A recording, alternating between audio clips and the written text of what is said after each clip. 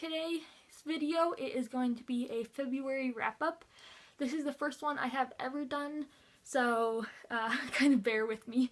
I ended up reading 7 books and listening to 2. So let's just jump right in. The first one, Beautiful Boy by David Sheff. Kind of the blurb or whatever it says, a father's journey through his son's addiction.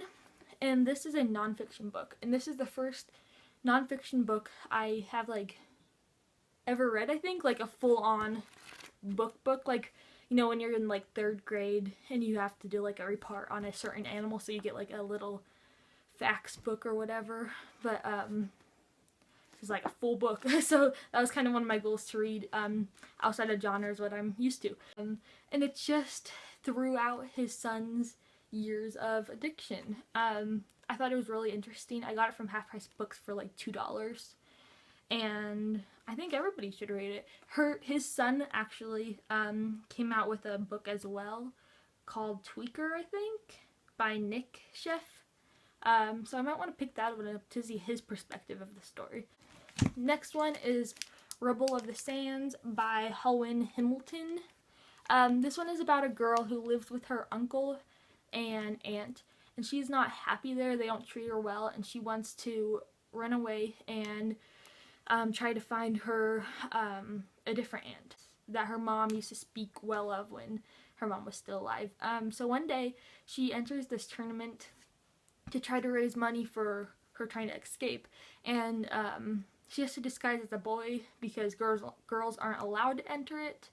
But while she's there, she meets this guy who is a foreigner, and he is wanted. So then they kind of lives intertwine, and they go on a journey trying to escape together. I really like this. I read it in about 2 days. It was really fast-paced and just kind of kept me reading. Because You'll Never Meet Me by Lee Thomas. This one about these 2 boys who live on different continents, and one has a pacemaker and the other one is allergic to electricity, so they cannot meet. If they meet, they'll both die probably.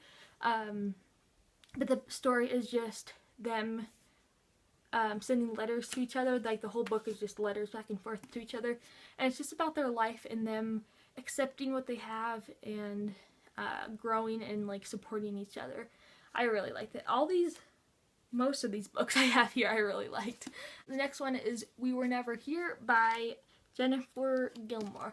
This one is about this girl who one day has this pain, so she goes to the hospital, and she ends up having this disease, but they can't figure it out. So she's in the hospital for a couple months. I feel like it was a while.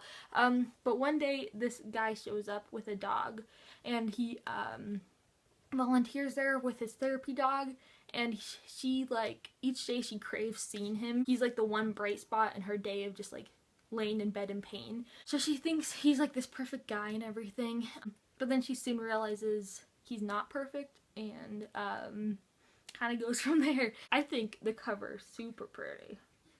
This one, by looking at the cover, I did not have high hopes for this thing. Oh, it's called Lost It by Kristen Tracy. I did not have high hopes at all. I was just judging a book by its cover. It did not look good. But it is about this girl who has Christian parents who are conservative and stuff, and her best friend is actually building a bomb to kill a poodle.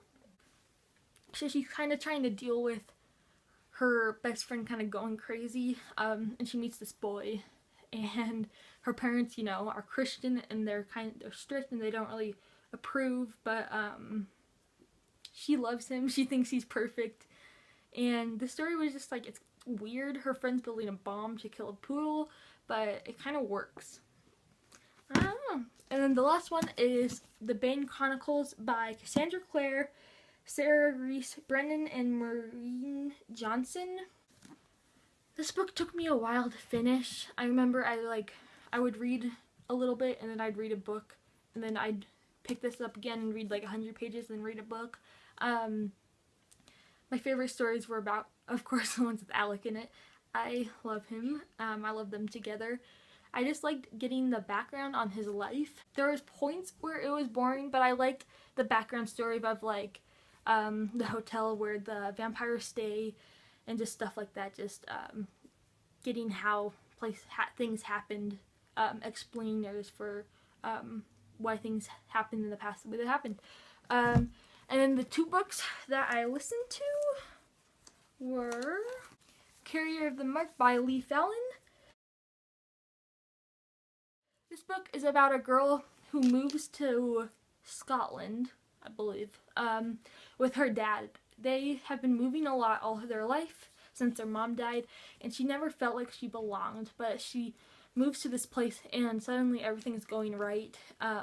She just feels at home here, and she realizes, she finds out she has, she's a carrier of the mark, which is like these people that have like these powers, like the 4 elements. It's just about her trying to cope with finding out that about her. Kind of explains why she felt so at home in this place. She belongs there pretty much. And it's also about a love interest. He has the element of water, but they are kind of forbidden to date, because if they date and they have a baby, they don't know how the baby will like be born. They don't know if it'll be like a monster or anything.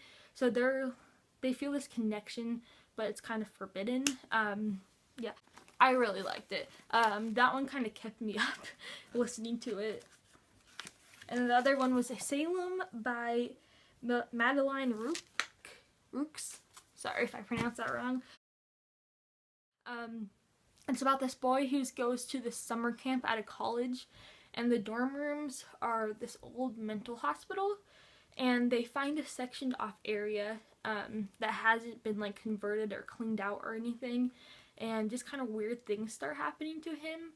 He gets like weird notes and like photographs put in his room from people, and then there's this love interest, of course. I feel like all the books, I feel like every story is a love story in a way. Anywho, so he's just trying to cope with all these weird things happening, trying to figure out why they're happening, while trying to still live a life. Hope you enjoyed. Like it, subscribe, and I'll see you next time. Bye!